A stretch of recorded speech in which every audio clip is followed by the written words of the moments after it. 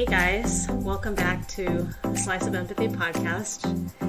Man, it's been a hot moment. We're officially in January. I can't believe it's already 2023. Tomorrow I'm going to visit my sister-in-law. Shout out to her. I'm super excited. It's been a while since I've seen her and her husband. And I am just so excited. So I'm going to North Carolina tomorrow. And I hope to get this episode edited and out by the time I get back to go up on Friday, but we'll see. So yeah, the life of a YouTuber, podcaster, and someone who has a 9-to-5, you wear so many hats. So anyway, we are officially into the new year. Let's talk about a few things. So to me, I love watching people set their New Year's resolution goals and all of that. And I actually want to get a journal, and I really want to get to it and outline everything. I have a overall idea. It's just for me, and I noticed that there's like other people who feel the same way, that January is just kind of like, and let me know if you guys feel the same. But to me, January is just kind of like kind of ease in from the holidays, kind of like easing into the new year. And then I really kind of hit the ground running once we hit February. Because I don't know, I think it's the transition between New Year's, like Christmas and New Year's, and like the holiday blues that so many people seem to get. And it's funny, years ago, I always just felt just so alone in it. And I know seasonal depression affects so many people in so many different ways. And for some folks, generally I think it tends to kind of seep in after the holidays, kind of that there's kind of like that lull between, Christmas and New Year's and the transition of everything. And it's just kind of sad when you have to put all your Christmas decorations away, and then it's like it really hits you. And then like you just have like 3 months of winter cold and overcast skies. And where I am in California, it's been crazy. It's been raining off and on for about a month straight. And yeah, it's been insane. We've had a lot of flooding in our area. And, we were in drought for such a long time. And, I think we're finally out of it. But yeah, the rain has been crazy. And normally, don't get me wrong, I love rain, but I love rain in like a more tropical, warm, sunny setting. I think honestly the overcast gray skies have just made it really hard for me to get through the day. I feel sleepy quite a lot. And I donate plasma on the side, so I do my best to try and up my iron levels and make sure everything's all good there. I'm taking supplements, but I'm still tired. And sometimes when you have an iron deficiency, you can be, tired. And for the most part, I'm able to donate plasma. So I don't know, the only thing I can think of is attributing it to seasonal depression, or, what's called seasonal affective disorder. And for some people, that could mean, the days being shorter. I feel like for me, it's more like just kind of the overcast, kind of gray skies, the sun's not out. And as much as I like the rain, it's just, I just feel like I just feel sleepy, and I just want to lay in bed and just kind of sleep. And it's just hard to explain, because like I don't have anything, I'm not depressed or have anything to feel depressed about, but I think it's the seasons. Even though Christmas like comes only a few days after it's officially winter, we still have like another 2.5 months of winter and cold and whatnot. So I think, yeah, I think it's just kind of getting through that. Usually January through March is like a hard time of year for me personally, just because there's not a whole lot going on, and, a lot of gray skies and cold, and just the way the seasons kind of affect you. So I don't know, when I see other folks talking about it, I just feel less alone, and that's kind of reassuring, just to see that other people are kind of there, and like it's normal to feel a little bit sad when the holidays are officially over, because as I said, Christmas is my all-time favorite holiday. I love Christmas. I love the holidays. So it's a little sad once they're over. The last couple weeks, I've been finding myself just kind of easing into January, kind of decluttering, kind of having some things in mind, getting some things kind of taken care of, putting things away. I think it was like January 8th or something like that when I finally put everything away. And I don't feel so bad because my sister-in-law, like, they still had their Christmas tree up when we went over there, which is funny. And I thought, like, I had my office Christmas tree up for a few extra days just so I could enjoy it. I think December, I believe I mentioned in my last episode that December was just so chaotic. Not necessarily in a bad way, but there was just so much going on that I just kind of felt the whiplash. And I think that's partially why I might be so fatigued, because like every weekend we were traveling pretty much throughout most of the month of December. And then of course after the holidays I ended up getting sick, although I'm glad it was after Christmas and not before. So I spent a week kind of trying to recover from that, feeling better now. I was only sick for like a week. COVID was just cold, but still. So I've been thinking a lot about 2023. There are definitely some goals that I hit and some goals that I'd like to kind of refresh.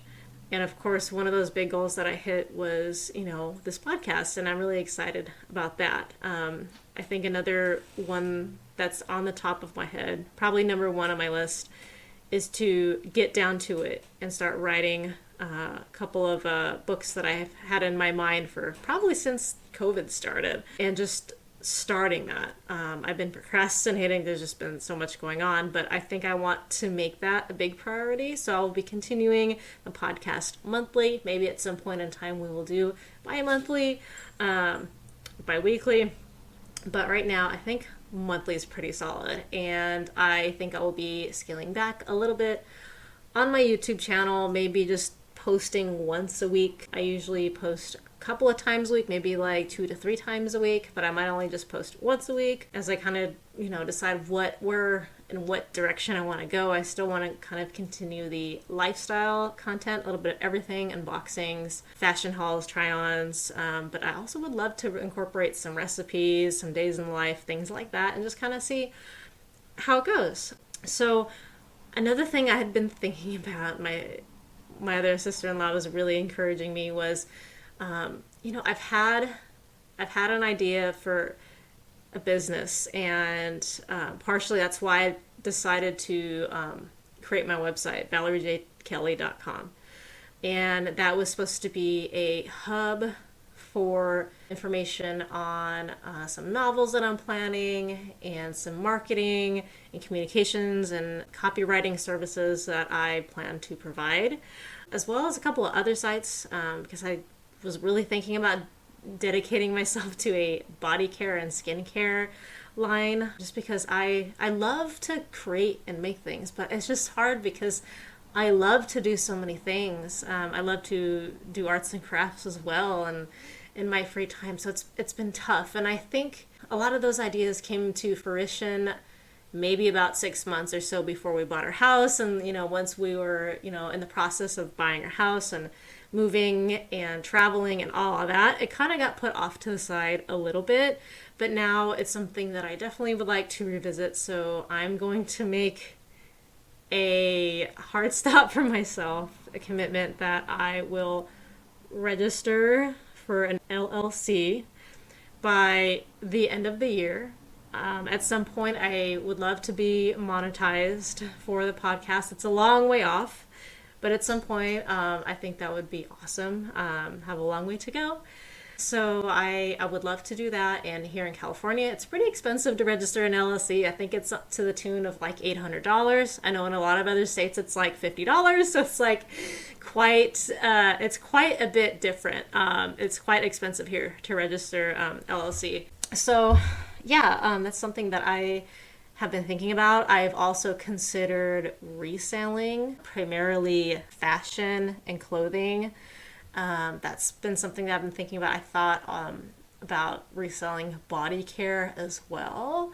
but there's like a few things to that: inventory and sourcing. So there's a few things I've been kind of thinking about, and maybe I'll try a little bit of each. Again, as I said, I have a 9 to 5 too, so it's hard to manage everything. Sometimes it's like, oh, wow, whiplash. So yeah, those are my January goals. And we are officially next year going to China and Japan early next year. I'm so excited. It's a dream come true. That another goal of mine, which I really wish I had done better on. I got discouraged when I was doing Duolingo because you get like each day you do a lesson, you get a streak, and my streak was broken. I'm like, I had a 300-day streak and it's broken, and I got discouraged. And I'm like, I should not be focusing so much on that. Like, I just, sometimes I can be competitive by nature. I'm like, it doesn't matter if I miss a day, whatever, and just focus on the point of learning the language. I want to learn more Japanese. I don't know if I've mentioned it on here, but in college, I studied Japanese for a couple of quarters, and I really, really enjoyed it. And what I like about app-based programs is it kind of allows you to learn at your own pace, versus like a typical college curriculum where you have, you're graded and you have to submit things by a certain time and there are deadlines and whatnot. I feel like in this day and age, there's so many different ways to learn that, I don't know, I've considered going back to school, but it would have to be for the right reasons and guarantee an output, if that makes sense. But with the vast amount of opportunities online, there'll be like Skillshare or app-based learning for languages, or classes you can take, that you're just looking to personally enrich yourself. There are definitely ways to either do it free or very cheap without getting yourself into debt. I will say personally that I definitely do not regret getting my college degree. It's been very, very useful for me, but I can totally understand why a lot of people have become disenfranchised with college curriculums and institutions and whatnot. So definitely look into that. Maybe I'll drop a link down the Skillshare below if you guys want to check it out, but there's so many different things you can learn on there. I spent a little bit of time learning about copywriting on there. I kind of need to get back to it. Again, that was another thing that kind of fell off to the side once we moved and all that, but I feel like I'm at a point to where I want to start picking some of these things back up. And I have some travels planned later this year. My husband and I are renewing our vows for our 15th anniversary. So we're going to Hawaii, and I'm super excited. I don't think we'll be doing any international trips this year, which is a little bit of a bummer now that I think about it, but we have a lot of smaller trips planned for conventions and whatnot. So a lot of other smaller trips and some road trips planned. However, we do have that big China and Japan trip that actually is at early next year. So I'm okay with saving up for that. That is my stream of consciousness in a nutshell. But I think before I conclude this episode, I want to talk a little bit about feelings of inadequacy. Now, I follow a lot of accounts on Instagram that are in relation to childhood trauma and how, that affects you as an adult and your adult relationships and whatnot. And next episode, I'll be getting back on track, with my life events in order. But I think the holidays kind of took a turn, made it kind of take a turn away. But, I mentioned in a previous episode how my husband's stepfather did not treat him very well. And then later on when we were dating, didn't treat either of us all that well. He hadn't really done anything like directly to me. It was more by association to my husband. When we were dating, he just made, and I kind of touched on this earlier, but he just kind of made us feel just like we were terrible people. And, as I said, I think the things we did and the decisions we made were age appropriate based on the history that we both came from, the trauma that we both came from. And all things considered now, I think things turned out remarkably well, all things considered. I feel like it could have been a lot worse. And, I think it goes beyond that. It goes even further back to my childhood. My feelings of inadequacy and lack of confidence and self-esteem. I may have mentioned that I, had been bullied in school, and, there was abuse going on at home on top of that. So I would use escape mechanisms a lot to kind of cope. And a lot of times that came out in my writing. I loved writing, and I still do, fan fiction. It's like a whole different world where it's like a safe place. If you're in therapy, they tell you to go to a safe place if you're feeling anxious and overwhelmed.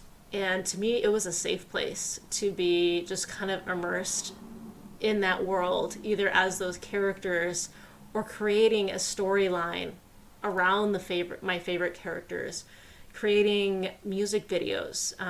Back before I did YouTube, I loved creating music videos when I was in high school. It was a lot of fun. And drawing. I used to, of course, back when we all used notepaper to write, so that's what a lot of times that's what I would do, because my depression back then was hard to live with, and I feel like I wish, and I'm glad there's more awareness now, because there was a lot of stigma and shame, especially when it came to medication, whether it's for like ADHD or depression or whatnot. But I felt like my depression kind of creeped up on me as it related to, of course, things in my life, which I think didn't help. I still have it a little bit, but it's much, much more manageable now that my life circumstances are different. But it was, when you feel just entirely alone in everything you're going through, it's just, it's really hard. And, especially, on top of those things, I touched on my difficult relationship with my aunt in a previous episode. Another thing that kind of came up recently that truly kind of bothered me, and this is in relation to my cousin's father, who my cousin lived with most of the time, or 90% of the time, and he would come visit my aunt. I kind of was recently presented with a situation where my mom has been trying to get some family albums back from my cousin and his father, who had taken a lot of her things into storage. And my mom has been trying to get a hold of those. And we recently had my grandfather's funeral, which for a variety of reasons, my aunt was hesitant to go to. And I've learned since then that my aunt had discouraged my cousin from coming to our grandfather's funeral, or told his dad, because he wouldn't get on the phone with my aunt. He is pretty much basically disowned the family, has basically been estranged from the family.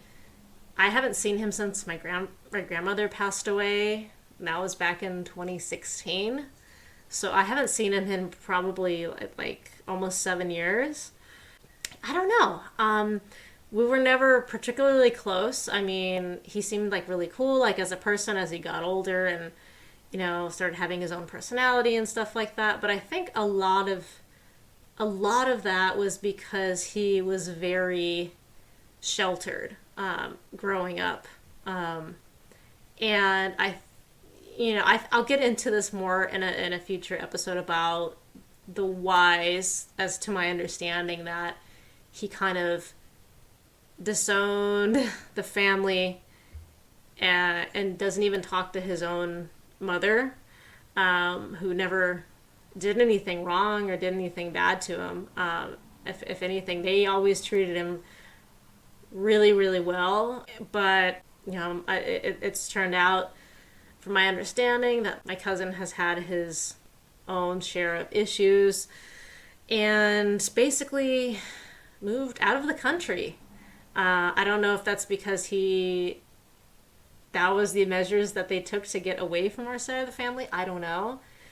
But it kind of came out that our family was being blamed for things that we shouldn't be getting or sharing the burden of the blame for, because I haven't done anything. And it's like, okay, like, what did I do? But this goes back so many years to where when we were kids. Again, some of my troubled past. I've heard different things. I have heard on one hand that it was my aunt's counselor who told her not to have her son around us. And then I've also heard that it was his father who said he didn't want them around us because my aunt just had visitation rights. She didn't have any custody. But there was one point, from my understanding, that my brother, who was living with my grandmother, and I believe my aunt was too, and my cousin would come there for visitation, where they literally made my brother leave so my cousin could be there. And I think my brother was like, I don't know, late teenage years, early adulthood, something like that. And my brother had been accused of some unspeakable things that were unfounded and unjustified. So after that, it was decided that my cousin wouldn't be allowed to be around us or to see us. And I think this went on for a few years. So he only came to visit when we weren't there. I don't know why I was included in that, but from my understanding back then, it was because my brother and I were a bad influence. And this was after my brother had been accused of doing things he didn't do. I've had my share of that as well, being accused of things I didn't do and having to live with that amongst everything else going on in my world. But I think part of the reason when I was younger I didn't like being around my cousin is just because he was treated so much differently. Again, for so many years, I felt like I didn't have a voice. When you were raised in an abusive setting and household, you don't get to learn. You don't get to learn how to speak up for yourself. Instead, you will get punished for that. So when you grow up, you can't speak up for yourself. And I found it hard to speak up for myself in school settings and whatnot because of this. Because at home, you were taught that you just have to obey, your parents, your authority figures, your teachers, and without question. There was no autonomy. And it's just, so what I would do is I would literally go and hide away from my cousin. I think, so we're 7 years apart, so I was maybe 9 or 10 or so. And when I would go and hide, and my brother and my cousin are very similar as far as personality when they were kids. They're very outgoing, super hyperactive and whatnot. I was just very quiet to myself and whatnot. But my brother and I were regarded as a bad influence, and we couldn't be around him. And so that's my earliest recollection of feeling just excluded and inadequate and like a horrible person. And and so when I look back now, I of course realize that wasn't justified. it was nothing I did, that it wasn't my fault. I didn't do anything. I realize that now. But back then, it's so hurtful.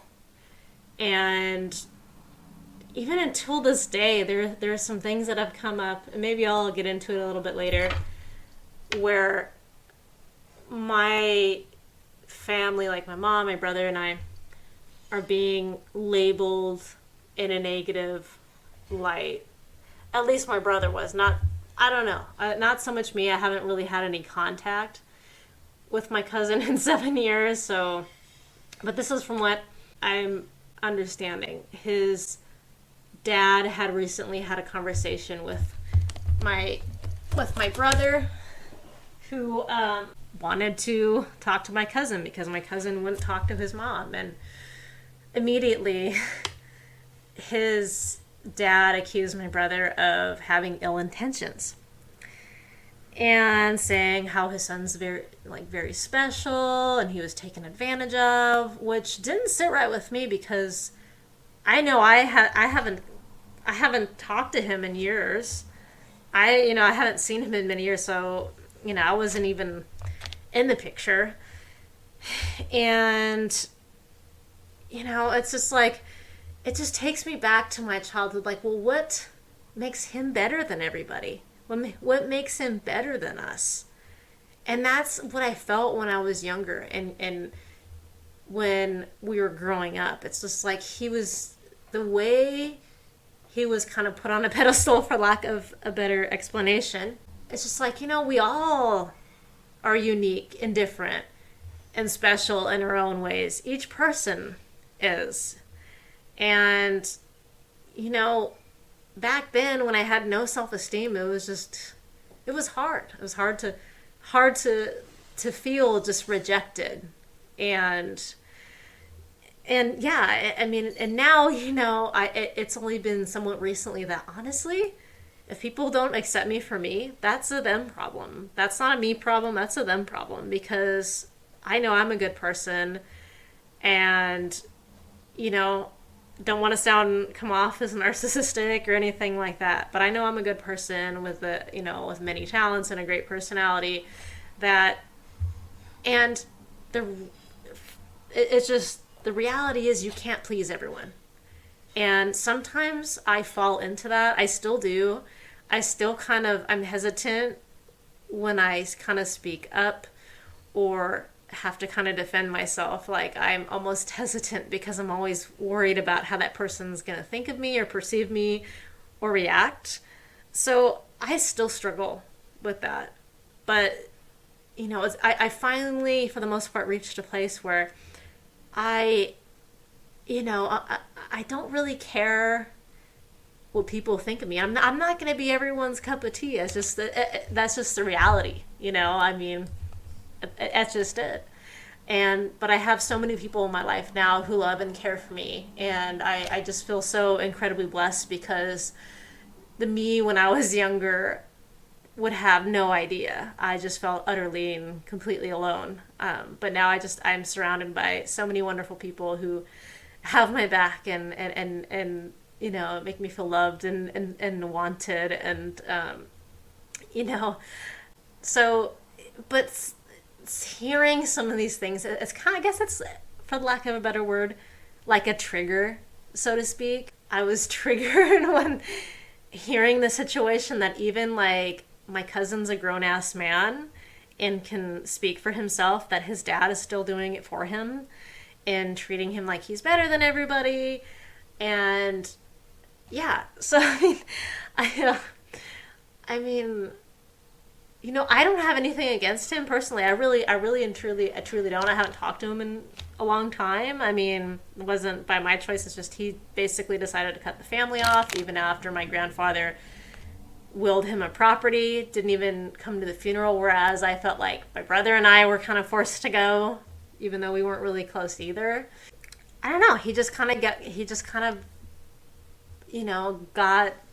to get off without, to get out of responsibilities. And this was because it was thought that my brother would have an altercation or confrontation with him. And brother's like, no, like, why do you still view me like this? Why do you still view me like in this negative light? Why would you think that of me?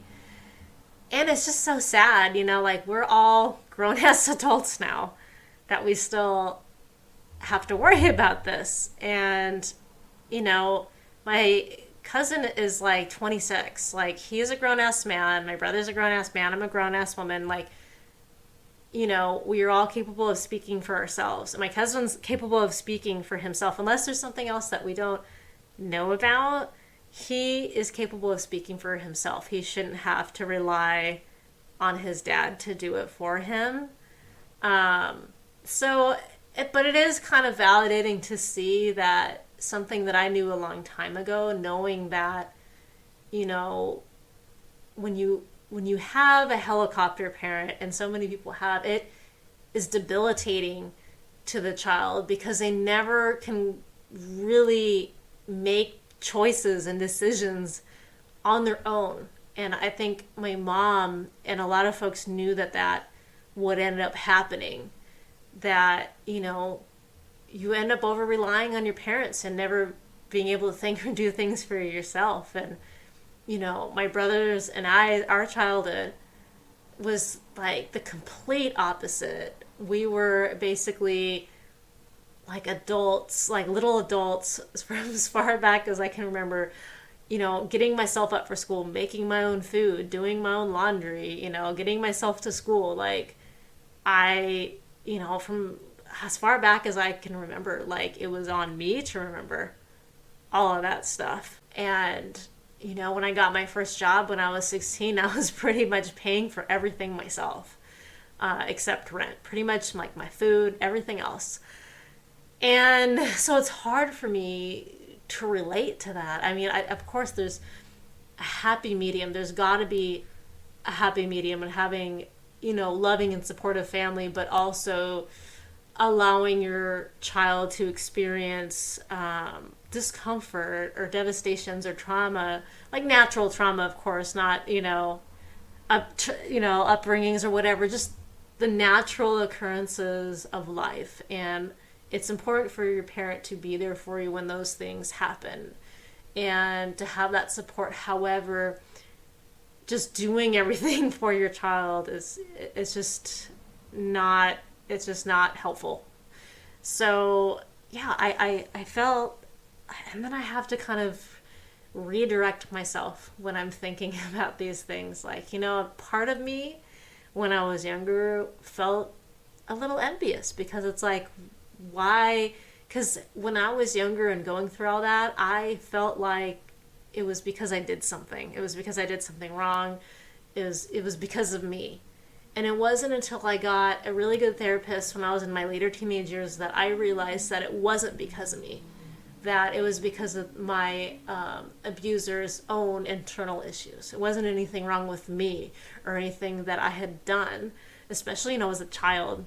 So that was it was very, very liberating. But still, even sometimes now, there's like certain things that'll be triggering. And, again, with hearing verbiage like that, oh, well, he's special and he was taken advantage of. It's like, okay, well, what makes him better than anybody else?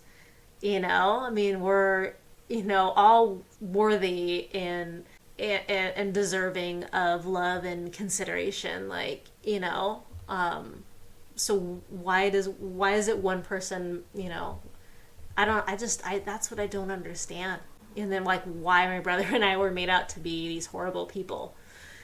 And of course, I mentioned in other episodes where that kind of continued, in as far as in-law units. And that made it so difficult. Like, even like, I got married to have like a normal family and to experience what it was like, to just have normalcy, but to have that kind of continue on. And, and in this case, my husband and I being treated like we're just like the scum of the earth, yes, we're far, far from perfect, but I feel like the reactions we got, the things that we got told, didn't fit the crime. So yeah, I think I will leave you guys with that and dive into the next phase of our podcast. We're a little bit shorter today, but I think it might be a good thing because I'm gonna get ready for bed and get ready for tomorrow. But I hope you guys enjoyed this kind of impromptu episode, and I will get more into this feelings of inadequacy and some of these things later in life, because there's a lot more to come. And I just kind of wanted to touch the surface as far as my past and not being close to my cousin, and it's just kind of a shame, especially since we have a small family. And when I ended up marrying my husband, as someone who doesn't want kids, but I would love to have a big family, like an in-law, in-laws and all of that. Didn't work out that way, but that aside, I am extremely blessed for my chosen family that has kind of come into my life, and for my family members who have stepped up and changed and improved themselves and made amends for past wrongdoings, and I'm incredibly thankful. And for those of you listening, you know who you are. So I'm incredibly thankful. Where there is discontent, I want to find that silver lining and gratitude for those people in my life who accept me as I am. So thank you guys so much for listening to this episode. I will see you guys, or you guys will hear from me in another podcast episode real soon. So take care. Bye.